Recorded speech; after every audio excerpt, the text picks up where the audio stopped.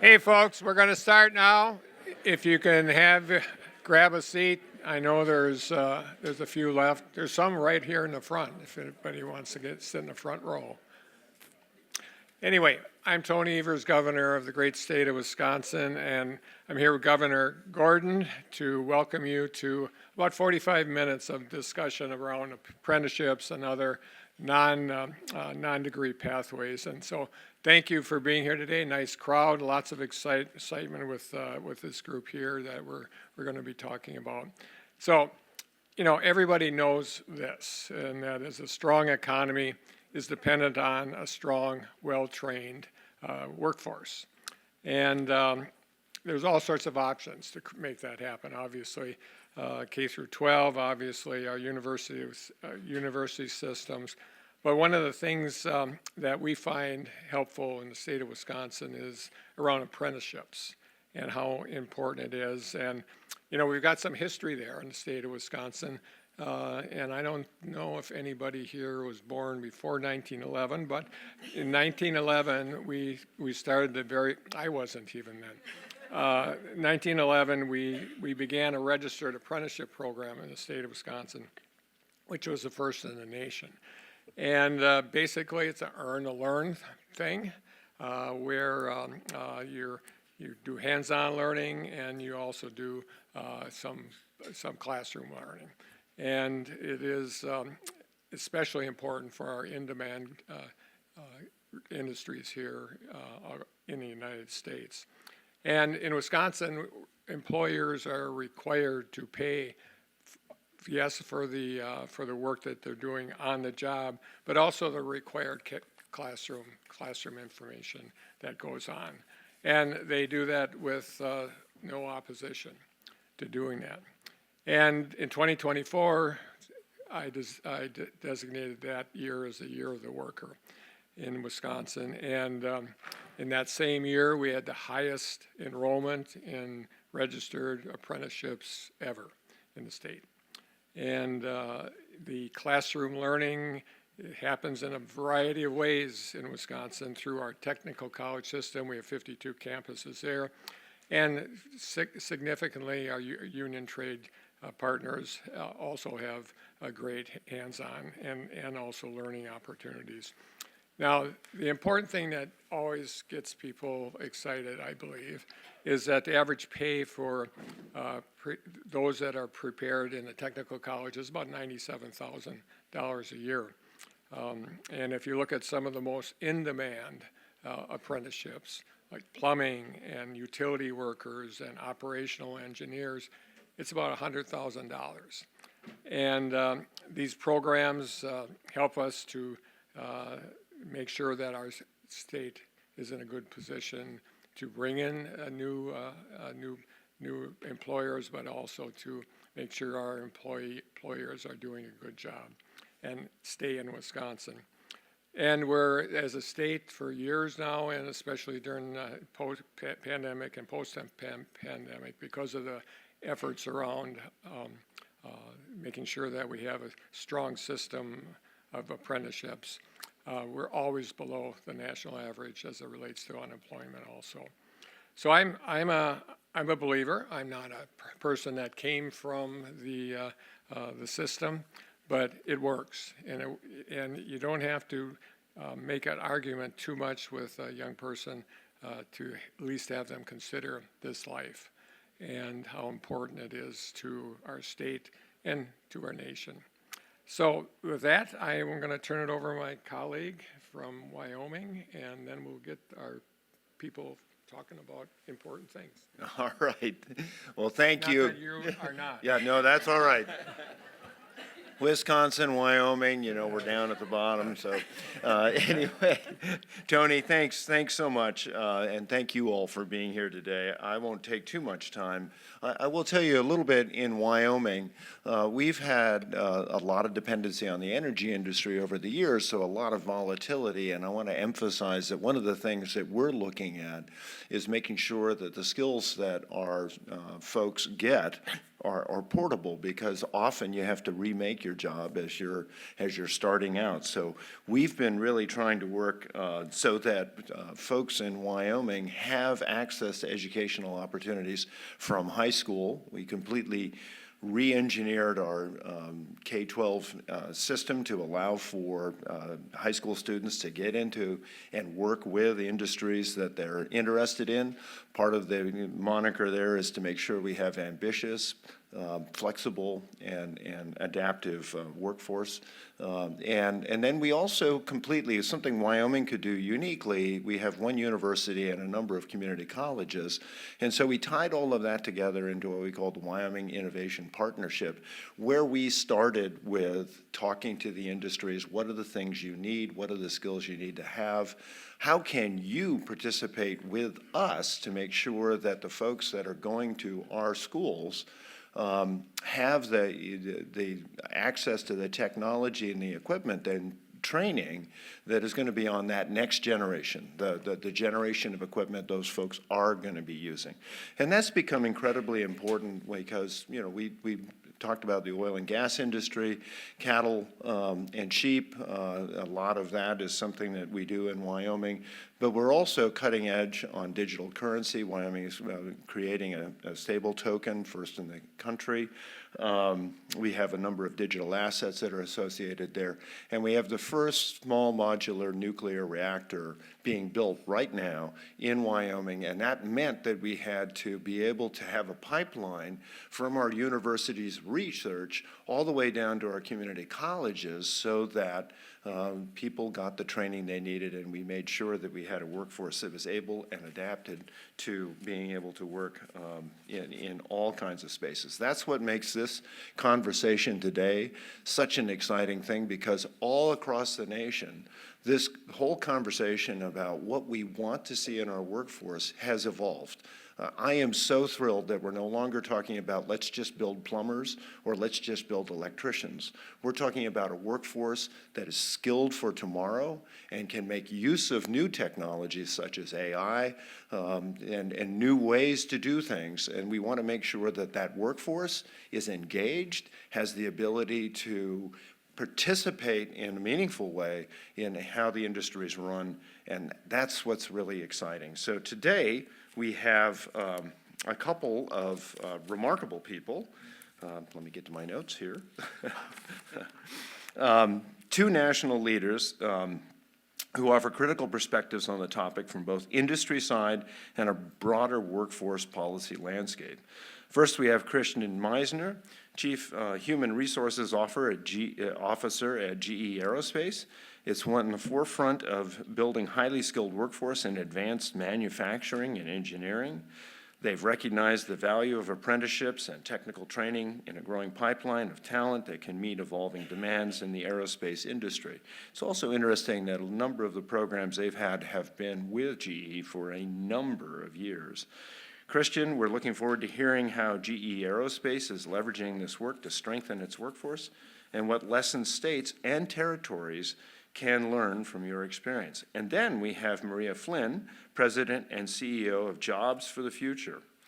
JFF is a very well-respected organization when it comes to developing national workforce strategies and shaping federal policy around education, apprenticeships, and skills training.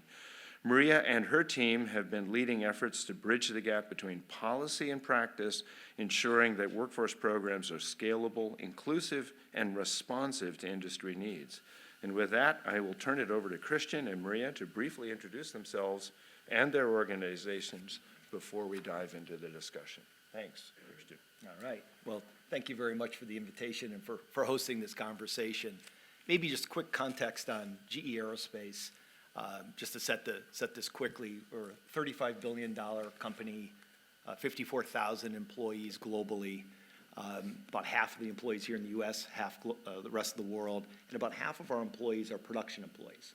So think of people building new jet engines or overhauling and repairing existing engines, so highly technical work. We're proud that we power 3 out of every 4 commercial flights globally, which means at this moment, we have roughly 950,000 people in the sky with GE engines under wing. Bringing them home safely is the number one job, of course, and we take it extremely seriously, which means when we think about talent, it's just not a nice thing to have. In fact, we say we need the best workforce on the planet, period, full stop, not just in our industry, on the planet. Aspirational, yes, but we're after it. And the reality is COVID hit us extremely hard. It hit every industry, but you think about aerospace, airlines, we went from 100 miles an hour to 0 overnight. And the reality there is we lost talent. We lost technical talent, think engineering talent, think production talent. As we've been hard at it over the last couple of years, recouping that talent. Pleased to report, at least for GE Aerospace, we've brought that all back and then some. Give you a sense, we hired well over 3,000 production employees last year globally, more than half of those here in the States. When we look across the industry writ large, particularly down a level into some of the smaller companies, they're not quite in such good shape. And we see that in our supply chain, we see that in our ability to ramp and serve our customers. And so we're stepping up. We're starting first, of course, inside our four walls, as it would make sense. I mentioned the hiring. We do operate a dozen or so apprentice programs around the globe, and so they're kind of our core intake. And then we invest in a tremendous amount of time. It's not just finding people and bringing them in, but it is a continuation of investment in training. And as you alluded to, this is high-tech training. First, we use Flight Deck, which is our lean operating model, so every employee, production employees included, get a heavy dose of best-in-class thinking around lean manufacturing, lean techniques, and then really specialized training. Think laser-guided precision machining down to a thousandth of an inch into a part that's going to go into a military engine on a jet fighter. Extremely high-tech, exotic materials, coatings, and whatnot. 1,000 or so employees get that type of training. So ongoing investment. And then outside, we're looking to, frankly, work with industry partners. We've invested $2 or $3 million last year in other apprenticeship programs, not our own, others in the communities in which we work. Not necessarily to help ourselves specifically, but to help manufacturing and aerospace overall, because we believe in that. We also have a similar kind of a parallel path, looking at next engineers, sort of that next pipeline of engineering talent, think going upstream into high schools, early career, right, to attract and identify folks that this is an exciting career. So lots of great work, and as we discussed a little bit before, and hopefully we'll get into it today as a group here, we need to scale it. Right, where we're doing 10, we need 100. We're doing 100, we need 1,000. I'm just talking on behalf of my company. When you expand that to the industry, that's where I think it gets really exciting. But apprenticeship's really at our core. Thanks. Great. Great. Hi, good morning, everyone. It's really terrific to be here. So I'm Maria Flynn. I'm the president and CEO of Jobs for the Future. So we are a national nonprofit that works to bridge the divide between our nation's education and workforce systems, with the goal of making sure that every American worker and learner has a clear path into the middle class. And we do our work with many folks here in the room. So we work with federal, state, and local agencies, community colleges, employers, organized labor, community-based organizations, really to design and scale interventions that are proven to work. And registered apprenticeship is one of the models that we are most interested in right now, and are working with states all over, working to increase the numbers. So right before the November election, we polled a representative sample of registered voters across the political spectrum, and we asked them what were the key education and workforce topics that were on their minds. And I thought the four that they mentioned were worth mentioning here. First, expanding economic opportunity. The second, preparing students for careers. The third, making sure that they had access to high quality job training. And the fourth being wanting to see a reduction in the cost of college. So if you think about what's on the minds of voters, and you combine that with what we're hearing from economists, we know that economists are feeling pretty strongly that the number of high quality jobs that are going to be created is going to continue to grow, right? So an expectation for continued job growth. But only 15% of those quality jobs by 2031 are going to be available to folks who only have a high school diploma. So the window is kind of closing for individuals who don't have education or training beyond high school. But what's important to remember as part of that, it doesn't mean that a traditional four-year degree or more is needed. So that gives us this huge opportunity in the post-secondary space to really be focusing on new types of high-quality, non-degree pathways. So I think it's both an urgent need, if you look at what the labor market is telling us, but it's also a terrific opportunity for us to really create new paths, make sure folks are aware of these opportunities, and make sure that funding is flowing to these opportunities in efficient ways. So if you think about it now, young people graduating from high school, or if you're a worker who is looking to upskill or reskill, you don't get a lot of information on what your options are, right? I think federally, so much of the focus remains on that kind of quote-unquote traditional path. And we really have, I think, both underfunded and under-amplified what the alternative paths are. And we have many states here at the table who have been leaders in these efforts, like Governor Moore. So apprenticeships, I think, really has the benefit of being a very strong bipartisan model. If you look back ever since, President Clinton, I think almost every president has worked to expand the number of apprentices and to expand them, beyond the skilled trades into new types of occupations and industries. And then it's really what we consider to be a gold standard model, where it proves that apprentices earn more initially, but they also earn more over their lifetime compared to workers who are not gone through apprenticeship programs. Also want to mention, I think, governors have done a terrific job of modeling the importance of skills-based hiring. We've seen, I think, over half of the governors have removed degree requirements from state jobs. And so this isn't just about what's happening on the training side, it's also what has to happen on the hiring side. So I think the more that states can really step up as models of how hiring behavior can change is really important. So we're happy to be here today and looking forward to partnering with all of you. So here's what we're going to do from here on out. Excuse me, I'll get my voice back, first of all. But we're going to pose a couple questions to our leaders here, and then open it up to the governors for questions. And just to say, I was really interested in Christian's comments around the high-tech nature in general of your work. And this isn't quite the same, but it's speed on the ground. I've been to Harley Davidson's plants, and it's the same thing.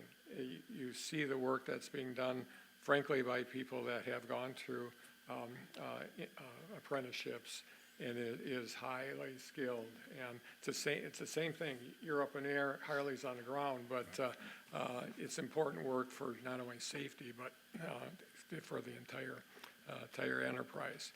So, Maria, question is, you talk about the good work that's being done. We've heard others talk about how important it is, with shortage of skilled labor, and you have a view from your angle.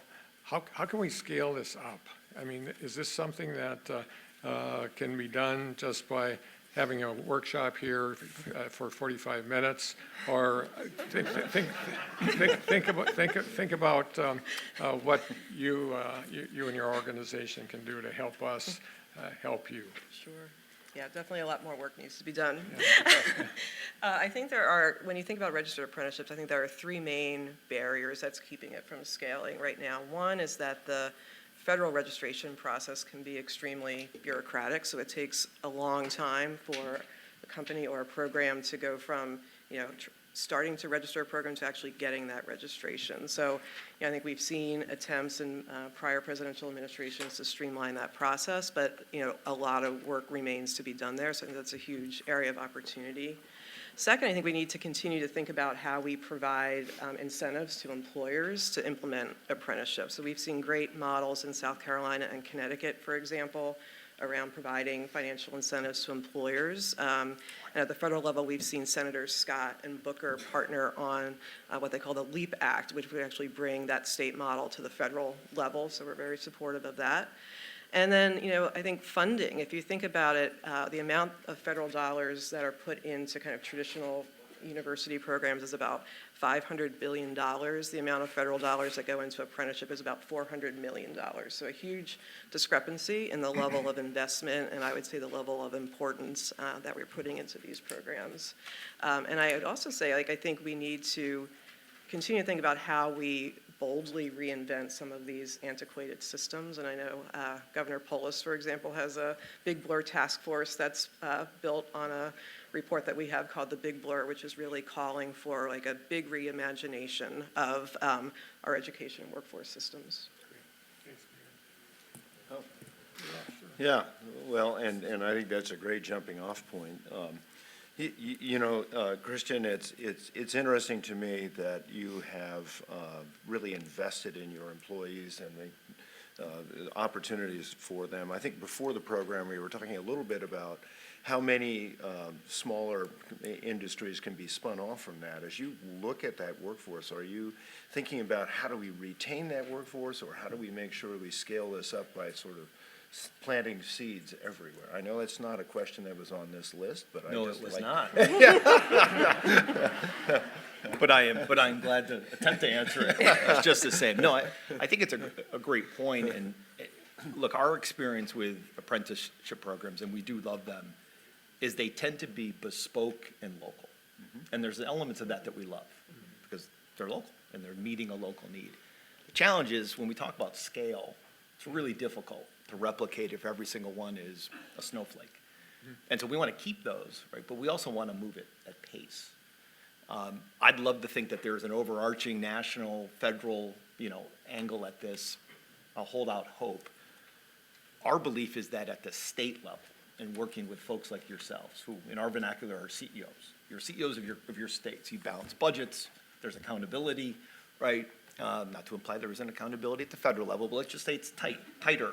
That's our world. And I think we as an industry, I just speak on behalf of aerospace and defense, we've not done a great job at providing a demand signal, which is what our manufacturing friends would talk about, which is how many, with what skills, in what state, over what time period, right? We'll all see these big national studies of, we're going to be short 600,000 XYZ skills, and it's great for a headline, but what do you do with that? In my world, it's not actionable. And one thing we're talking about, again, within our industry, is to bring forward a more crisper, won't be perfect, but a demand signal, so we could come to governors and say, hey, governor, in your state, we see a need for 15,000, this is not probably an exaggeration, CNC machine operators in the next 5 years, geographically clustered in these parts of your state. We're looking for educational partners, be it, 2-year schools, tech schools, right? And we would love some sort of assistance because it is an investment. We're gonna pay people while they learn. They're not fully operational, at least in a GE Aerospace. We don't cut them loose on a jet engine, which is a good thing, right? For a year and a half to 2 years, right? So they are being paid quite well. It's a long-term investment. And we're willing to do that. We do that already, and we want to do more of it. And so, part of this, I think, is on us, and that's the conversation we're having pretty directly internally in the industry, and we'd like to bring that forward. And I think that we can keep the little seed corn out there individually, but start bringing this at the state level and move at pace and move at scale. And I think there's just a lot that we can do without overcomplicating it as well, because it's an easy thing to overcomplicate. Keep it simple as much as possible and reserve the right to get smarter and go bigger. But that's the way we're kind of thinking about it within aerospace. Fantastic. Well, I think you'll find governors that are real interested in that idea. And but we have to go, well, first of all, I have to say this just from my K through 12 experience. We also have to make sure that system is strong too. We just can't assume that the folks, when they become 16, 17, 18, 20 years old, that somehow magically they're prepared to do what you both have talked about. So it is equally important to keep that in mind. So, but the idea of doing this on a larger scale, Maria, we need to, there's all sorts of barriers to overcome, whether it's we can think about individuals that might want to be an apprentice, but X, Y, and Z are preventing it, or at the local level or at the state level. So if you could talk a little bit about barriers that you see that are stopping us or preventing us from doing the best we can. Yeah, top of mind for me is just the importance of better career navigation supports, whether that's for students even starting in middle school and high school, how they can have a good sense of the range of options that are facing them. I think too often in high schools, guidance counselors are really overwhelmed in terms of caseloads, but often, the information they're providing is still kind of really geared towards that traditional four-year path. So how can we arm them with more, kind of transparent information on the quality of these non-degree pathways? And so one project that we have in partnership with American Student Assistance is we have a Center for Career Navigation that's really focused on building that kind of infrastructure for career navigation and support starting in middle school. And that's something that we launched last summer. And then I think just the issue of quality is one that is really important.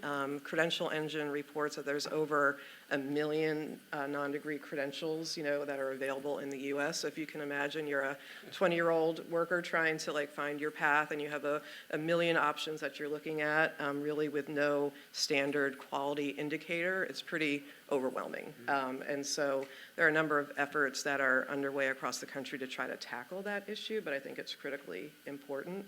And then, again, I think that there are bills, bipartisan bills that have been pending in Congress, both the Jobs Act, which would expand Pell Grant eligibility to include high-quality short-term credentials, is something that we hope will pass soon, as well as the reauthorization of the Workforce Innovation and Opportunity Act, which funds our nation's public workforce system. So both of those bills have had bipartisan support but have not yet been passed. But I think really making this more of a priority at the federal level is what's needed. Can I add maybe just a quick comment, because I think that's really helpful framing from a policy perspective, and it actually makes me feel better because from more of an action-oriented, maybe more narrow focus through our foundation, we commissioned a study to look at just this sort of non-GE employees, just what do you think about, what do you know about manufacturing? And some of the things we learned was, well, I don't really understand that it's out there. I have a dated view of, my grandparents' Yes. manufacturing. It is not dark and dirty Yep. and dangerous. It is bright, high-tech, and pretty interesting. And there are barriers. And through our foundation, we put $2 to $3 million at work, really looking at, again, into the communities where we operate to really fund programs as simple as going into classrooms and talking and explaining and being more focused.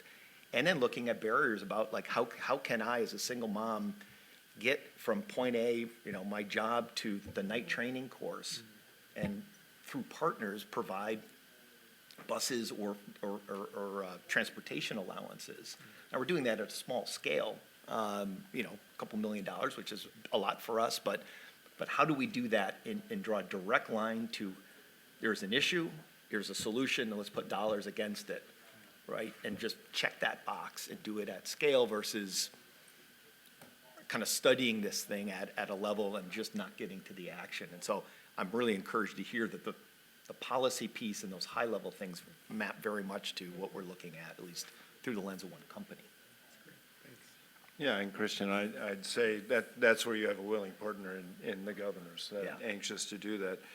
Maria, before we sort of go to general, one question that I have is, one of the greatest things that we have in young students, and hopefully in older students as well, is curiosity. So how do we engage with curiosity to sort of build the ambition that says, I just don't know what I'm going to do, but I'm really fascinated with X, Y, or Z. And how do we then equip that to sort of make sure that there's an engagement between the student and what they want to do? Because what we're particularly interested in is an ambitious student who is willing to break stuff, but make it better. Yeah. I love that, and I totally agree. And I think that's where, not just career navigation supports, but really bringing in, work-based learning opportunities into high schools, I think is critically important. Letting folks really, get their hands-on experience testing out things is incredible. And then also really tapping into different, out-of-school time programs and helping folks, really map what are they learning in scouting or 4-H or other activities, but really making that tie between those skills and what kind of brings out their passion to what those career opportunities are. I think a lot of times those things are fragmented, and we have an opportunity to kind of help young people connect the dots between what brings them joy and what helps them kind of see purpose in their activity to what career opportunities exist. Well, Govs, any questions, comments, votes? Hey, thank you both for presenting. Josh Stein from North Carolina. Christian, your apprentices, do you all draw from the Workforce Innovation grant money, or is it self-financed? How, and are you paying the students not only when they're in the door as apprentices working, but are you also paying them for the time they're spending in school learning the credential? Yeah, so we are largely self-funding these programs at this point. I believe we have a couple where we're getting some assistance, but this is largely self-funded. And we do pay employees or students, whether in the classroom or often in our shop, getting the hands-on experience that Maria was referencing. So probably an opportunity for us, certainly as we scale these, to do a better job of drawing on existing funding for sure. And yeah, that's a big piece of the multi-year effort. And then, we do see great retention rates, higher retention rates. And back to this point of offering a career versus a job. People want to see an opportunity to grow, and that's through this ongoing training. We often liken it to the medical world, right? And so getting an RN in the door takes a ton of training and time. The education doesn't stop there, right? Whether it be a doctor to residency, we have that similar ongoing training, and that is the career aspect of it. So there's funding opportunities, needs, identifying and training, and then there is an ongoing multi-year effort to really train people up before you cut them loose on a jet engine. Thank you. This is very exciting, of course, to hear as we're expanding apprenticeships and skills and certification. And one of the things that I'm focused on through our initiative is how do we measure success? And so my question is, how do we make sure we're not just, if we say, hey, we value apprenticeships and credentials, that districts just aren't slapping on low-quality things that they're calling that? And how do we align anything we're measuring in terms of the growth of these successful programs to actual programs that actually help, students succeed in their lives? Yeah, that's great. I think we've seen states do really terrific work around sector partnerships, so really identifying those growth sectors, making sure that the training dollars or the emphasis on apprenticeship is tied to those industries, so that demand alignment, I think, is key. I think making sure that we are continuing to evaluate the success. A lot of the criticism about short-term credentials, which is accurate, is that a lot of them are not high quality. But we don't, as a nation, have a standard of quality that we can apply across the board. So a lot of that right now is falling to states. And we do have states like Virginia that have really, really strong outcomes. For example, their Fast Forward program, which is geared around short-term credentials, showing like a 24% wage gain for graduates of those programs. So I think we have to continue to collect the data and make sure these data systems can connect, which is a real challenge in some areas, and making sure that we continue to target money to what works. Governor, I'd add similarly, higher rates, wages versus kind of the standard non-apprentice population and retention. That's from a business perspective, that's what we look at. And we're looking for differentiation amongst, versus the. And quick follow-up, what about how do we take into account whether they're stackable towards, upwardly mobile careers and that sort of thing? I think that we definitely always want to take that into account. We don't want folks having kind of a one-and-done credential, and we also don't want pathways that rule out someone getting a traditional four-year degree down the road. So I think that's where, working with community college systems. Four-year degree or just, moving up. Exactly. It doesn't mean necessarily a four-year degree, but exactly. it might mean that. Yeah, or within their industry, absolutely. So again, I think there's good work being done that really maps out which credentials can map to the other. And again, really doing that by industry and also tracking, so GE Aerospace has great statistics about folks who advance. And I think too often we focus on getting folks into that first job or first credential, and we really need to be thinking more about a pathway system. Just as an example, we have a 50-year-old apprenticeship program in Rutland, Vermont. If you look at the management team of that facility, it's one of our largest in the globe, 25% of them are apprenticeship program grads. And so when we think about, yeah, it's a job, and yes, there's a technical track to grow, but frankly, in our world, and I think in a lot of certainly industrial companies, if you know the product and you can walk the shop floor and get things done, that is what you're looking for in leadership. And so it opens up a lot of doors for sure, and then you can stack to your point, your question on top of that. Thank you. And first, I want to start with a thank you to Maria. We have absolutely just loved the partnership we've had with you all. Since coming on board, we have quadrupled the amount of apprenticeship and trade platforms that we have in the state of Maryland, and a lot of that's with the partnership with you all, so thank you. My question is both starting earlier and for harder to reach populations. So for example, I got sent to military school when I was 13 because of some issues that I was getting into, but I ended up joining the Army when I was 17. So in many ways, that experience, even though it wasn't the intent, actually turned into almost a training facility for the type of career that I went into. And so the question that I have is about how can we make sure that we're starting earlier to be able to explore or come up with different ideas even as early as middle school for a lot of our students. And then the second piece is how do we think about the funding mechanisms for the harder to reach populations, the ones who have been chronically unemployed, people who are returning from incarceration, like ways that we can continue getting them back into the workforce as well. Sure, happy to start. So just starting with the point around reentry, I think we're seeing states such as Wisconsin doing a great job really making sure that folks have access to educational programs, career services before release, right? So how can we build more of those pathways pre-release, I think is important.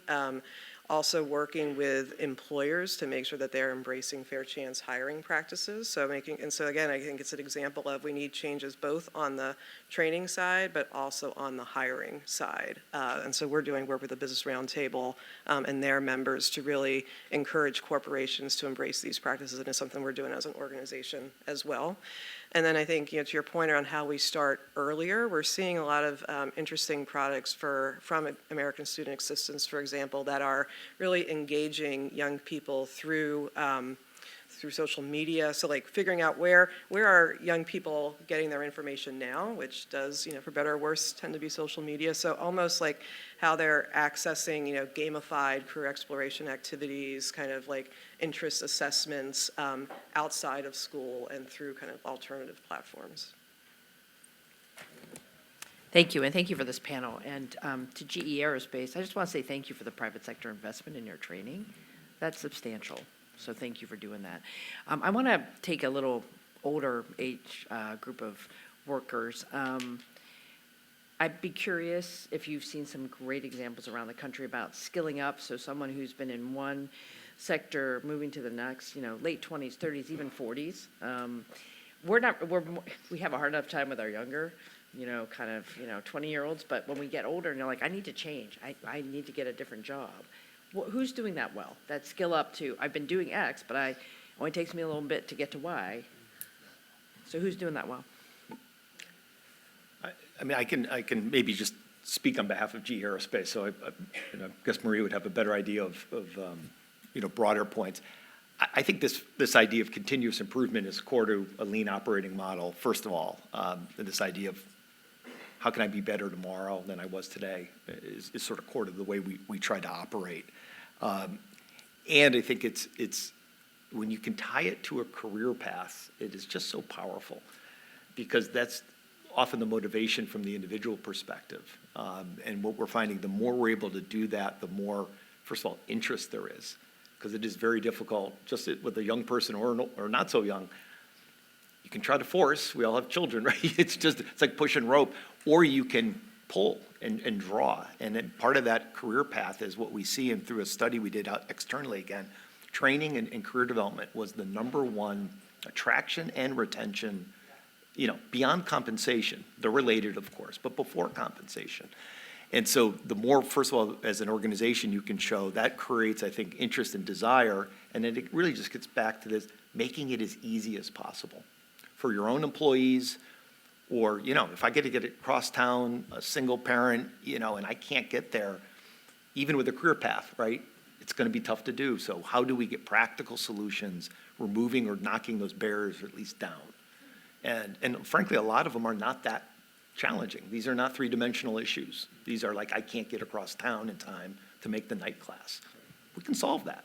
And it doesn't take that much money, actually. And so, again, being specific, career path, mapping the investments, telling people, showing people how that maps, and then knocking down those real practical day-to-day barriers is, we've seen some nice early kind of returns on that.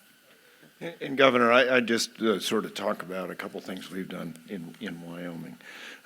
Motivated by a young man who played hockey on the Wyoming hockey team, then went off to Afghanistan, came back, worked in the oil field, and then said, I want to become an accountant in his 30s.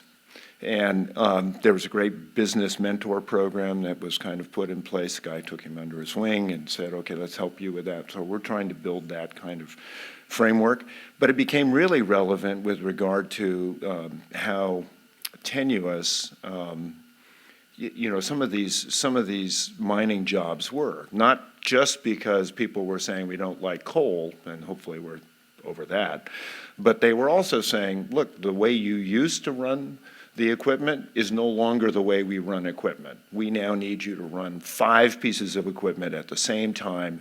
You're not going to be sitting outdoors in a cab. You're going to be sitting downtown in something that looks like a cab, but you're going to have to be able to scan all of these things.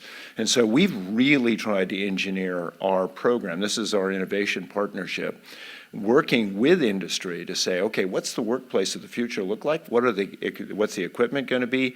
Participate with us so that we can get those people that are still wanting to upskill or change entirely back into the classroom, and then make it really valuable for them and easy to get to. Greg. Yeah, I just want to, thank you for this. There's no topic more important for our private sector and for the future of our students than trying to connect the dots. I think this is more of a comment than a question. First, Christian, thank you for manufacturing GE engine parts in Butte, Montana. We're very appreciative of that. We have lots of room for you to expand there. But the conversation about how do we, in a state where most of our business is small business, your comment about make it local really makes a lot of sense. One of the things we did, which I'm happy to have people steal this idea if they're interested, we passed a law that allows every high school student to spend 2 to 20 hours a week in a local internship and get high school graduation credit for it. And instead of building shops in every high school, we use the private sector. And what it does is it brings the academy closer to the marketplace, and we get better outcomes for everybody. We then implemented, we think the state has an obligation to help people to this brighter future, so we passed a tax credit. Instead of sending money to the academy, we send it to the businesses through a tax credit. So we'll pay 50% of the scholarship for any employer that wants to send their employees to advanced training to get technical. It's called M-Tech. We'll pay up to $3,000 per student per year. It's oriented towards small business, so it's up to $25,000 per employer per year, because we didn't want the biggest employers to absorb all the tax credit. And then in terms of really scaling, which I think is a really important topic, we, in a number of communities, we've gotten our local Chamber of Commerce involved. There's no bigger issue for the business owners than where do I get employees? So they're highly interested. What we've done is we've gotten the chambers to go out and recruit internships from their members. They make them available to the high schools. Then the high schools place the students. And this is not just manufacturing jobs. It's lawyers' offices, architectural offices, welding, machining. And again, it brings the academy closer to the marketplace. And whenever I get an industry group come in and say, well, we need funding for X. If it's really that important, as a business guy myself, I expect the private sector to write a check. If it's that important, we'll share part of the burden. But we've gone to a shared partnership model where if you're not willing to put in, we're not willing to put in. and it works. And we've seen the state dollars go a lot further and have better outcomes. If I could, just two very quick comments. One is I love the hands-on application. Again, this is whether we're hooking young students or young kids or what you're doing. You get hands-on and get away from the theory, it's really usually where things take off. The other one is our supply chain very quickly, and then I think a lot of industry, gets pretty small pretty quickly. So what you're doing for small business could be a ball bearing company that's going to supply one of our suppliers, and that product ends up in, you know, a jet engine in our world or a car elsewhere. It's absolutely essential. You know, we don't ship an engine unless it has all its parts. Same thing with a car and other things. And so that small business focus is hugely important for health of the supply chain. And there's 7 seconds left. What a great end. Anyway, Mark and Christian, thanks so much for your expertise and willingness to answer questions and give us some really extraordinary ideas. And certainly our colleagues, the governor colleagues that are here today, thank you for your input. And this is exciting times for our country. I mean, we you know, there's all sorts of political things going on that are surrounding us seemingly on a daily basis, and sometimes we feel like we're drowning. But I'll tell you, when it comes to stuff like this is easy. I mean, it is easy to kind of say, okay, we're all in this together, and this is something that the governors have to step up and really make a big difference. So thanks, everybody, for being here, and have a good time. Bye-bye.